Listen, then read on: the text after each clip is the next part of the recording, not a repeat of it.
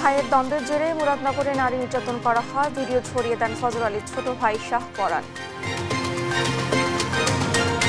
আওয়ামী লীগের রাজনীতিতে ফিরে আসার সুযোগ নেই মন্তব্য বিএনপি নেতাদের, ফ্যাসিস্টের দোসরের বিচার দাবি। সাংবিধানিক ভিত্তি সহ চলতি মাসে জুলাই ঘোষণাপত্র চায় এনসিপি, বললেন নাহিদ ইসলাম। সীমান্তে হত্যা বন্ধের দাবি। জামায়াত মবের ঘোর বিরোধী, সুষ্ঠু নির্বাচনের জন্য সংস্কার জরুরি, বললেন শফিকুর রহমান। রংপুরে মহাসমাবেশ দলটির। সরবরাহ সংকটের অজুহাতে রাজধানীতে বেড়েছে চাল সহ সব ধরনের সবজির দাম, মাছ মাংস চড়া স্বস্তি নেই ডিমেও। মার্কিন কংগ্রেসে বহুল আলোচিত বিগ বিউটিফুল বিল পাস, রাজনীতিকে এটি ট্রাম্পের বড় জয়, বলছেন বিশ্লেষকরা। এবং ফিফা ক্লাব বিশ্বকাপের শেষ 8-এর লড়াই শুরু আজ, ফ্লুমিনেন্সের মুখোমুখি আল হিলাল, পালমিরাসের প্রতিপক্ষ চেলসি।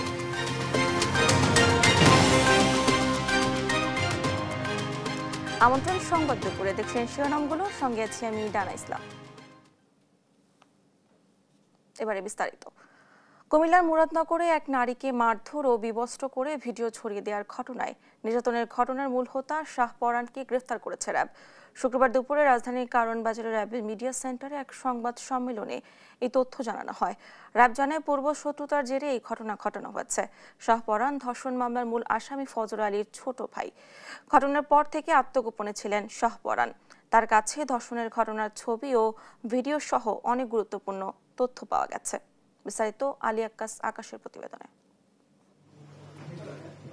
সম্প্রতি কুমিল্লার মুরাদনগরের এক নারীকে ধর্ষণ ও বিবস্ত্র করে নির্যাতনের ঘটনার নেপথ্যের কারিগরদের ধরতে মাঠে নামে র্যাব।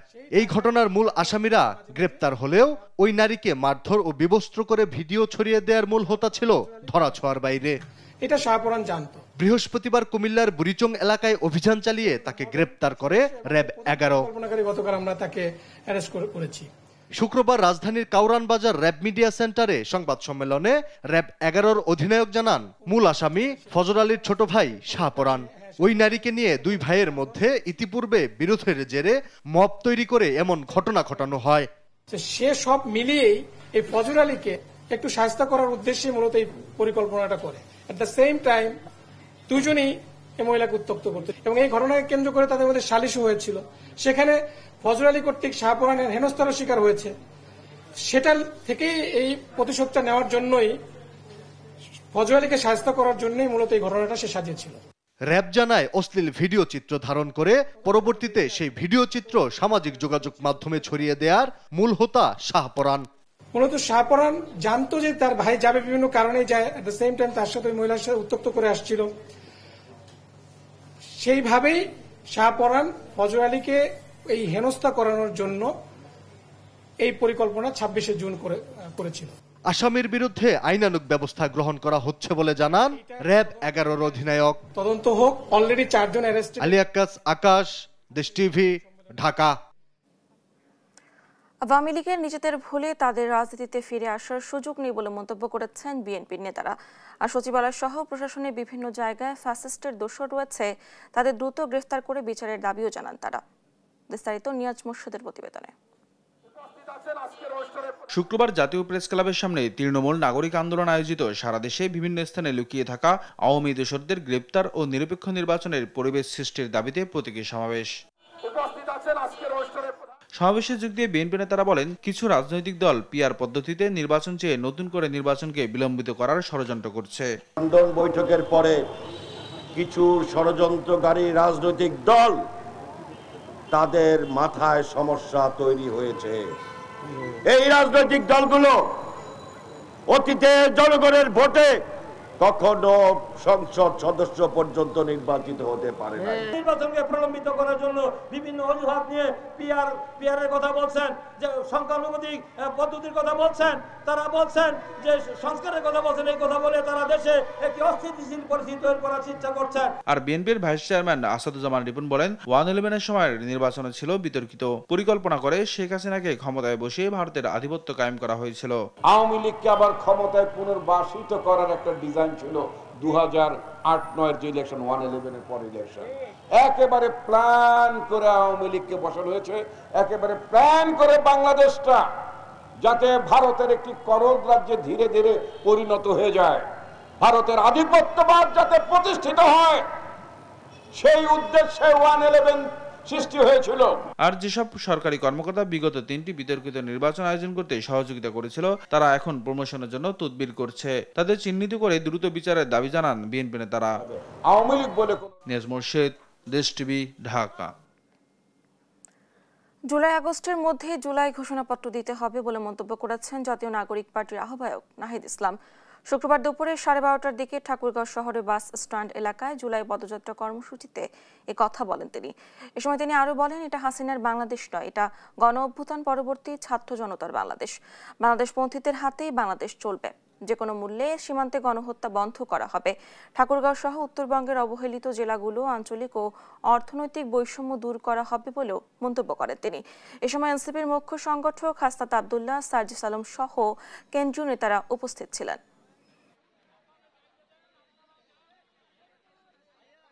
জুলাই আগস্টের মধ্যেই জুলাই ঘোষণাপত্র দিতে হবে এবং এর সাংবিধানিক ভিত্তি থাকবে এই জুলাই ঘোষণাপত্রের। ভারতের যারা মুসলিম রয়েছে তাদেরকে অবৈধ অভিবাসী বলে বাংলাদেশে পুষিন করার চেষ্টা করা হয়। আমরা হুঁশিয়ারি দিতে চাই, এটা হাসিনার বাংলাদেশ নয়, এটা গণ অভ্যুত্থান পরে ছাত্র জনতার বাংলাদেশ। বাংলাদেশ পন্থীদের হাতেই বাংলাদেশ চলবে। ফলে এই সীমান্ত হত্যা যে কোনো মূল্যে আমরা বন্ধ করব। জামায়াত ইসলামী সব সময় মবের ঘোর বিরোধী বলে মন্তব্য করেছেন জামায়াত ইসলামের আমির ডক্টর শফিকুর রহমান। বৃহস্পতিবার সকাল 11:30টার দিকে রংপুর জনসভায় যোগদানের উদ্দেশ্যে সৈয়দপুর বিমানবন্দরে নেমে সাংবাদিকদের কথা বলেন তিনি। এ সময় তিনি আরো বলেন, বাংলাদেশে মব শুরু হয়েছে 1972 সাল থেকে। সুষ্ঠু নির্বাচনের জন্য সংস্কার জরুরি, তাই আগে সংস্কার পরে নির্বাচন বলেও মন্তব্য করেন তিনি। বেসিক বিষয়ে, মৌলিক বিষয়গুলোতে কার্যকর সংস্কার হয় তাহলে আলহামদুলিল্লাহ একটা ভালো নির্বাচন হবে, এবং যদির কোনো সুযোগ নেই সংস্কার করতে হবে, ভালো নির্বাচনও করতে হবে ইনশাআল্লাহ। সর্বকালে বাংলাদেশে ছিল, এটা 72 সাল থেকেই শুরু হয়েছে এবং এখন পর্যন্ত এটা কন্টিনিউ করছে। কিন্তু এই মব আমরা চাই না, আমরা মবের ঘোর বিরোধী। জুলাই অভ্যুত্থানে গণহত্যার দায় আওয়ামী লীগের বিচার, সংস্কার, ভারসাম্যপূর্ণ দেশ গঠনে পরিকল্পনা ঝুলে থাকা তিস্তা মহাপরিকল্পনা বাস্তবায়ন সহ বিভিন্ন দাবিতে রংপুর জেলা স্কুল মাঠে জামায়াতের মহাসমাবেশে নেতাকর্মীরা আসতে শুরু করেছেন। শুক্রবার সকাল থেকে বিভাগের বিভিন্ন জেলা ও উপজেলা থেকে নেতাকর্মী ও সমর্থকরা আসছেন। সমাবেশকে ঘিরে নগরের বিভিন্ন প্রবেশ পথে নিজস্ব স্বেচ্ছাসেবকের পাশাপাশি আইনশৃঙ্খলা রক্ষাকারী বাহিনী তৎপর রয়েছে। এদিকে জামায়াত আমির ডক্টর শফিকুর রহমান ও সদ্য কারামুক্ত নেতা এটিএম আজহারুল ইসলাম সহ কেন্দ্রীয় নেতৃবৃন্দ রংপুর পৌঁছেছেন। এ সমাবেশ থেকে নির্বাচনের বড় বার্তা দেওয়া হবে বলেও জানায় জামায়াত। আজকে আমাদের বহুল প্রত্যাশিত জনসভা। ঢাকার কাঁচাবাজারগুলোতে বাড়তি উত্তাপ ছড়াচ্ছে সবজির দাম। সপ্তাহের ব্যবধানে কেজি প্রতি 10 থেকে 30 টাকা পর্যন্ত বেড়েছে কিছু সবজির দাম। ঈদের পর থেকে চালের দামও বেড়েছে 10 থেকে 12 টাকা পর্যন্ত। এর পেছনে বিক্রেতারা দায়ী করছেন সিন্ডিকেটকে, তবে উৎপাদন ও সরবরাহ সংকটকেও দুষছেন তারা। বিস্তারিত ফাহিম ইউসুফের রিপোর্ট। ঢাকার বাজারে আবারও নিত্যপণ্যের দামে অস্থিরতা। সবজি, চাল ও মাছের বাজারে লেগেছে বাড়তি উত্তাপ। সপ্তাহ ব্যবধানে দাম বেড়েছে বেশিরভাগ পণ্যের। সবজি বাজারে গাজর ও টমেটোর কেজি 130 টাকা ছুঁয়েছে, যা গত সপ্তাহে ছিল মাত্র 70 থেকে 80 টাকা। বেগুন 65, কাঁচামরিচ 80 আর আলু এখন বিক্রি হচ্ছে 30 টাকায়। বিক্রেতারা দেখাচ্ছেন সরবরাহ সংকটের অজুহাত। হঠাৎ দাম বাড়ছে, ওই যে বৃষ্টির কারণে হঠাৎ মালটা আইতেছে না, এই কারণে দামটা বাড়তি। দাম কমবে, আরো কয়েকদিন গেলে দাম কমে দেবে। চালের বাজারেও নেই স্বস্তি। মোটা চাল 55 থেকে বেড়ে 58 টাকা আর মিনিকেট 78 থেকে 85 টাকা কেজি প্রতি।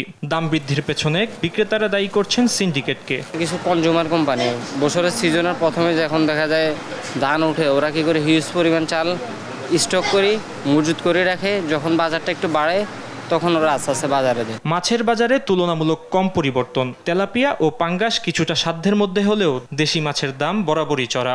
ব্রয়লার মুরগির দাম রয়েছে অপরিবর্তিত। 1 ডজন ডিমের দাম এখন 120 থেকে 130 টাকা। চাহিদার তুলনায় সরবরাহ কম থাকায় দাম বাড়তি। ক্রেতারা বলছেন দাম বাড়ায় টান পড়েছে সাধ্যে। এখানে যার যত পয়সা আছে সে ভালো মাছ কিনে যাবে আর কি। আর যে কম বাজেটে আসবে তার জন্য খুব কঠিন। এর একটা লিমিটেশন থাকা দরকার, যে ইলিশ মাছের সর্বোচ্চ কত দাম হতে পারে। পেঁয়াজ রসুনটা একটু কম আছে, আদাটা এগুলোর কম আছে, কিন্তু কাঁচা সবজি যেগুলা এগুলো আপনার অনেক বেশি। বাজারে আগের চেয়ে ভোগান্তি অনেক কম, অনেক কম। আমরা আশা করতেছি হয়তো এই গভর্নমেন্ট আরও ভালো কিছু করবে। নিত্য প্রয়োজনীয় পণ্যের দাম নিয়ন্ত্রণে সরকারের আরও মনিটরিং বাড়ানোর দাবি বাজার সংশ্লিষ্টদের।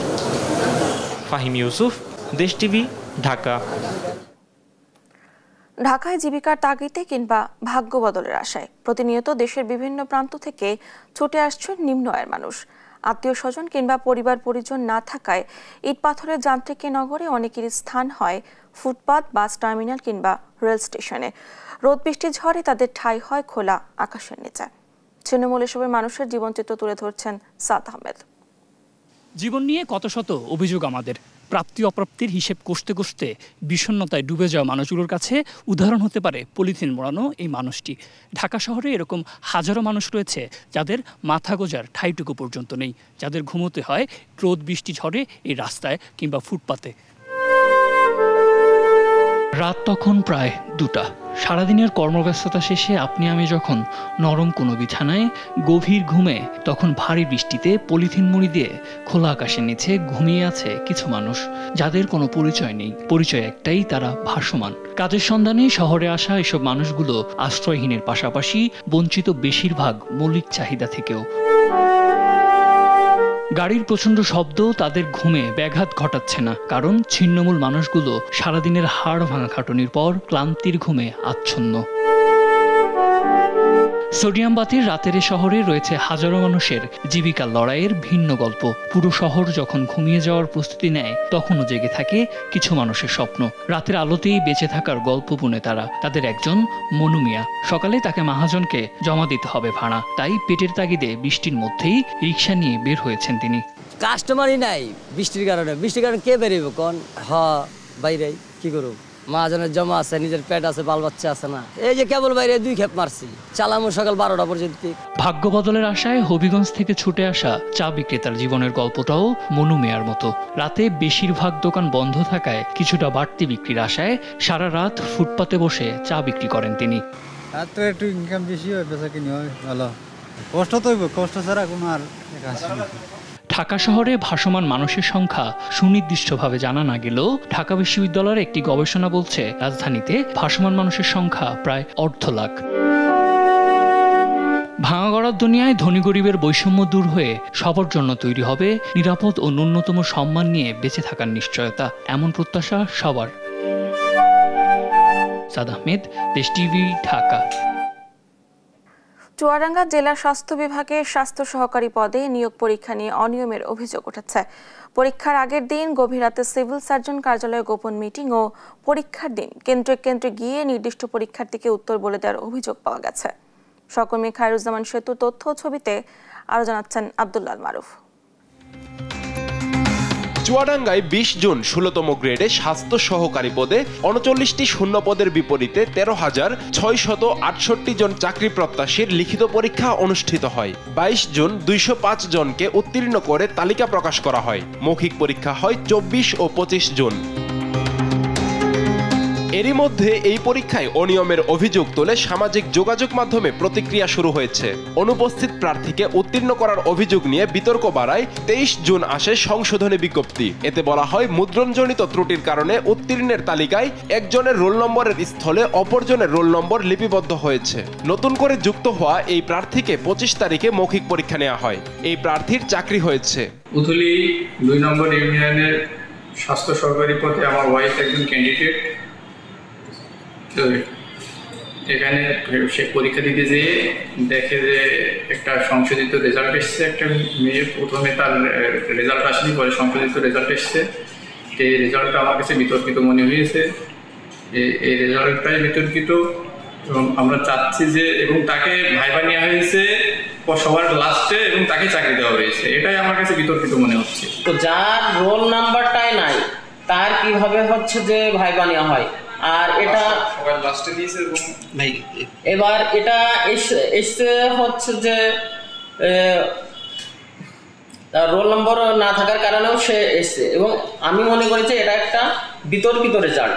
আর তারপরও আমাদের হচ্ছে যে রিটেন পরীক্ষার রেজাল্ট প্রকাশের পরপরই আমরা শুনতে পেয়েছি যে কাশীপুরের হচ্ছে যে একটা মেয়ের অলরেডি চাকরি হয়ে গেছে।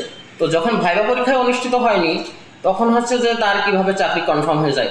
হচ্ছে যে সুষ্ঠু তদন্ত চাচ্ছি এবং চুয়াডাঙ্গা সিভিল সার্জনের কাছে বিনীতভাবে আকুল আবেদন জানাচ্ছি যেন বিষয়টা তিনি সুষ্ঠুভাবে পর্যালোচনা করেন। ঠিক লেনদেন না হলে তো এটা হওয়া সম্ভব নয়। আর সে কি করে হচ্ছে যে ডিক্লেয়ার দেয় যে হচ্ছে যে তার চাকরি অলরেডি কনফার্ম যখন হচ্ছে যে ভাইবা পরীক্ষায় অনুষ্ঠিত হয়নি। অভিযোগ ওঠে পরীক্ষার কেন্দ্র ও সিট প্ল্যান 2 দফায় পরিবর্তন করার। চুয়াডাঙ্গা কামিল মাদ্রাসা কেন্দ্রে 302 নম্বর কক্ষে পরীক্ষক একজন পরীক্ষার্থীকে উত্তর বলে দিচ্ছিলেন। প্রতিবাদ করলে কিছু সময় থেমে যান, পরবর্তীতে আবারও চেষ্টা করেন। এসব অভিযোগের তীর যার বিরুদ্ধে সেই সিভিল সার্জন বলছেন পরীক্ষা শতভাগ স্বচ্ছ হয়েছে। একটি প্রশ্ন এসেছে যে অনুপস্থিত রোল উত্তীর্ণ হয়েছে। আসলে ব্যাপারটা এরকম না। করণিক ভুলের কারণে একটি ডিজিট পরিবর্তিত হয়ে যায়, পরবর্তীতে সংশোধিত বিজ্ঞপ্তিতে সঠিক যে পরীক্ষার্থী সেই পরীক্ষার্থীকেই আমরা ডেকে নেই এবং সেই পরীক্ষার্থী পরবর্তীতে অংশগ্রহণ করে। এছাড়া সমস্ত প্রক্রিয়া বিধি মোতাবেক হয়েছে, স্বচ্ছতার সাথে হয়েছে। বিতর্কিত এ নিয়োগ বাতিল করে ফের পরীক্ষা নেওয়ার দাবি চাকরি প্রার্থীদের। আব্দুল আল মারুফ, নিউজ ডেস্ক, দেশ টিভি।